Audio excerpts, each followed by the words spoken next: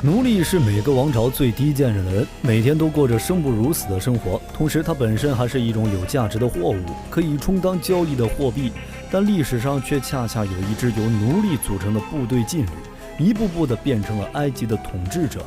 是连拿破仑都佩服的部队。他们就是令人闻风丧胆的马穆留克军队。那么，这个奴隶敢死队为何如此凶猛呢？根据拿破仑回忆录的描述，2个马穆留克能打3个法军，因为他们的武器好、马匹好、训练更好，同时装备了2支双手枪、1支喇叭枪、1支马枪、1顶有面甲的头盔、1副锁子甲、几匹战马以及几个步行仆役。可见精良的装备加上悍不畏死的勇气是取得战争胜利的一大因素。之所以称他们为奴隶敢死队，是因为马穆留克在阿拉伯语中是奴隶的意思，指的是中世纪埃及各族奴隶出身的军人。最早是由阿尤布王朝组建的马穆留克禁卫军，这支部队骁勇善战，一生征战无数，与十字军打过架，与蒙古人摔过跤，与土耳其人干过仗，总之是一个不安分子。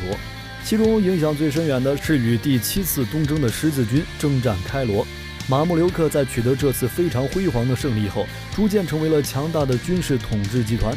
随着阿尤布王朝的解体，他们一步步地夺取了开罗的政权，建立了统称为马穆留克的苏丹国。最强大的时候，马穆留克王朝统治埃及300年。马穆留克大多都是由奴隶贩子抓到后贩卖到中东地区的，基本上都是自高加索地区和黑海北部，而不是埃及本土，多少有点兔子不吃窝边草的嫌疑。比如希腊的色雷斯、马其顿、高加索的亚美尼亚、阿塞拜疆等人种，他们大多数都是6岁以下就被用各种手段从他们的故乡坑蒙拐骗过来。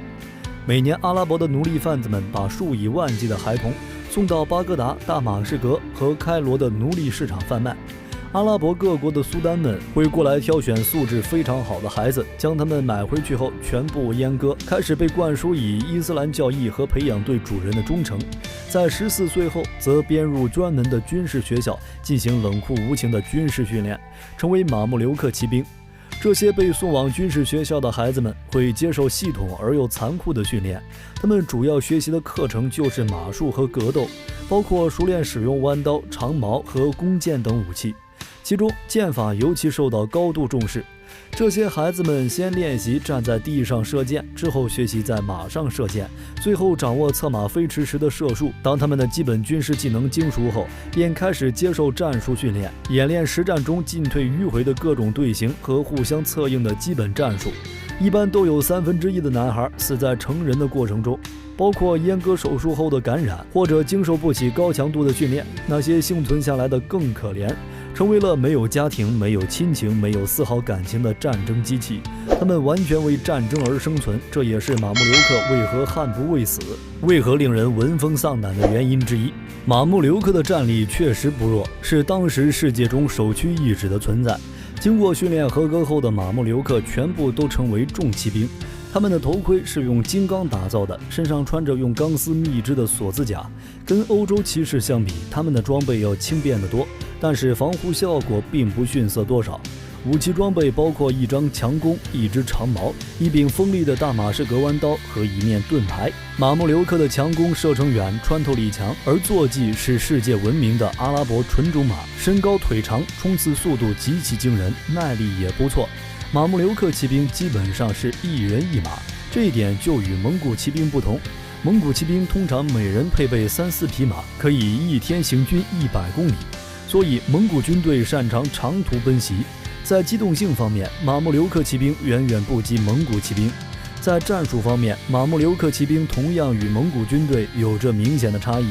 作战时，马穆留克骑兵通常先采取守，他们排成整齐的队，用强弓一波接一波的齐射打击进攻的敌军。毕竟小时候的残酷训练不是白练的，等到敌人有生力量遭到弓箭齐射大量杀伤，阵型散乱以后，马穆留克骑兵才开始发动攻击。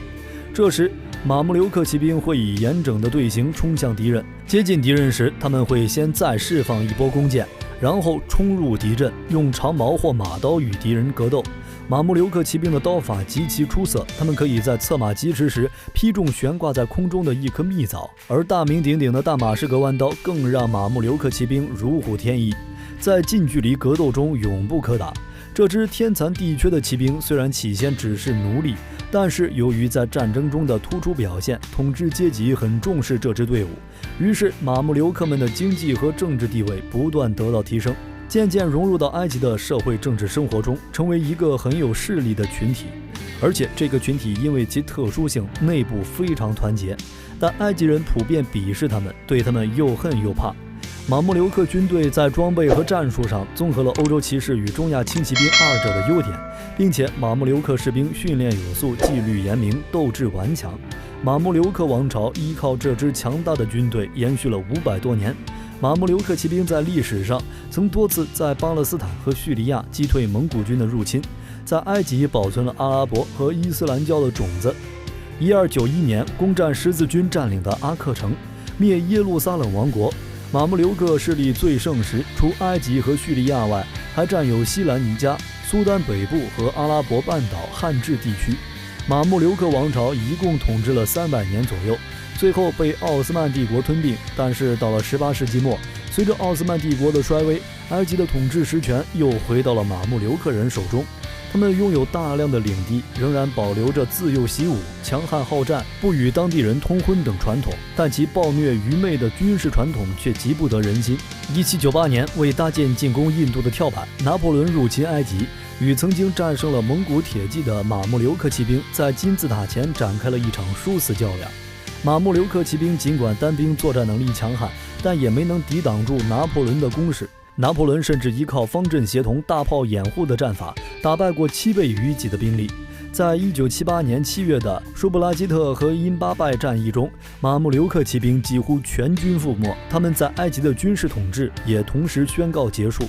这样一支悍不畏死、与十字军打过架、与蒙古人摔过跤、与土耳其人干过仗的传奇部队，最终退出了历史舞台。你喜欢这样的部队吗？欢迎在评论区留下你的看法，我们一起讨论。本期视频内容就到这里，我们下期再见。